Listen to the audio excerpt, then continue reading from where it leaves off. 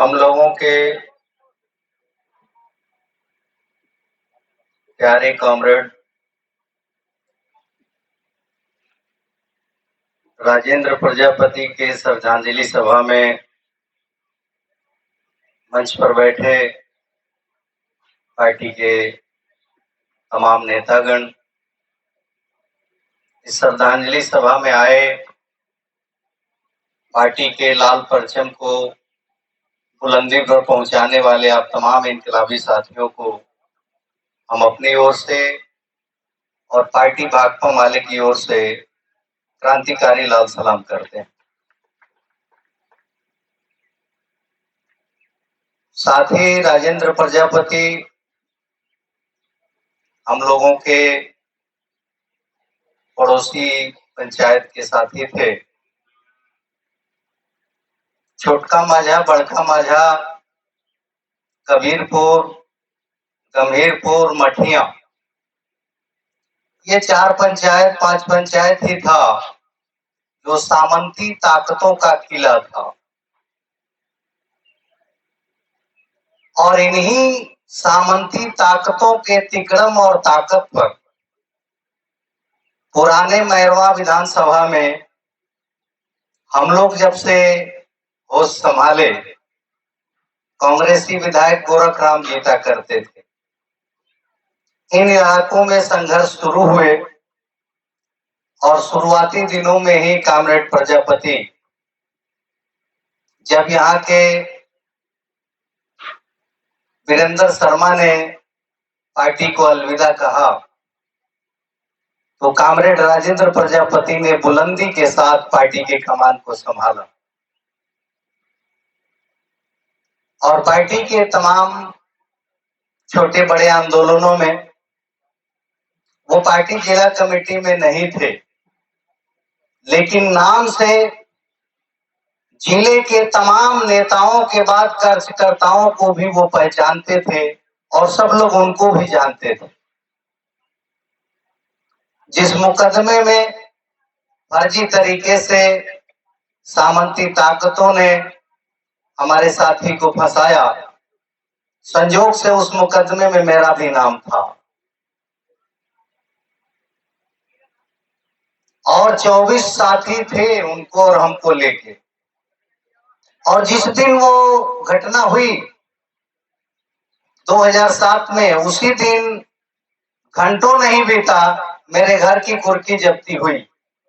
रात में कॉमरेड राजेंद्र प्रजापति, साथी नरमा जी और 2-3 साथी हमसे मिलने गए और हमको हौसला देते हुए बोले कि चलिए कुर्की हुई है, लड़ाई में ये सब होता है। और जेल के दिनों में हम लोग एक ही बेड पर अगल बगल 2.5 वर्षों तक साथ रहे।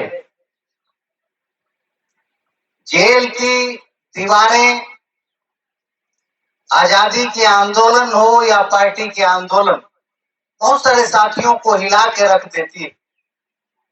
विचारधारा से लोग मुड़ जाते हैं। बहुत सारे हमारे पार्टी के साथियों ने जेल जाने के बाद पार्टी को अलविदा कहा है, लेकिन जब भी कोई गांव से पार्टी के कार्यकर्ता, नेता या परिवार के लोग गेट पर मिलने जाते, राजेंद्र प्रजापति एक एक कदम हंसते हुए जेल गेट की ओर बढ़ाते और बाहर से मिलने गए साथियों को खुद हौसला देते कि घबराने की बात नहीं है।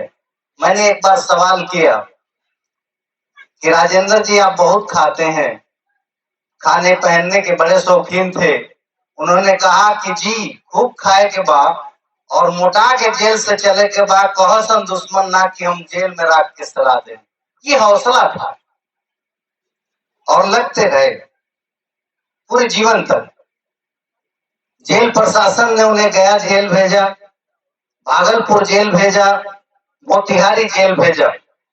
हम उनसे मिलने भागलपुर गए, गया जेल में गए, वहां भी कोई शिकन नहीं था। और एक बार नहीं, जब चुनाव आता था 9 वर्षों में, तब उनको सिवान से ट्रांसफर किया जाता था। मोतिहारी जेल में 2 बार हमारे साथ कॉमरेड मुकेश भी उनसे मिलने गए, उनका केस रिहाई हुआ, वो लौट के आए और साथियों ने बताया बहादुरी के साथ हमेशा कभी भी मन गिरा के बात करने वाला उनके अंदर प्रवृत्ति नहीं थी, बहादुरी के साथ। और मैं एक बार लाल सलाम करना चाहता हूं उनके पूरे परिवार को, खासकर उनकी बीवी गुड्डी देवी को। जेल के बाहर जब उनसे भी हम लोग मिलने आते थे या वो जेल के गेट पर जाती थी, कभी ने उन्होंने पार्टी और अपने पति कॉमरेड राजेंद्र प्रजापति को जेल की सजा काटने और उनको सुख सुविधा नहीं देने की शिकवा शिकायत हमने नहीं सुना। 10 सालों तक खेती में काम करने, मशीन चलाने, पूरी मेहनत के साथ राजेंद्र प्रजापति बन के उन 9-10 सालों में पूरे परिवार को समेट के लेके चलने का गुण है।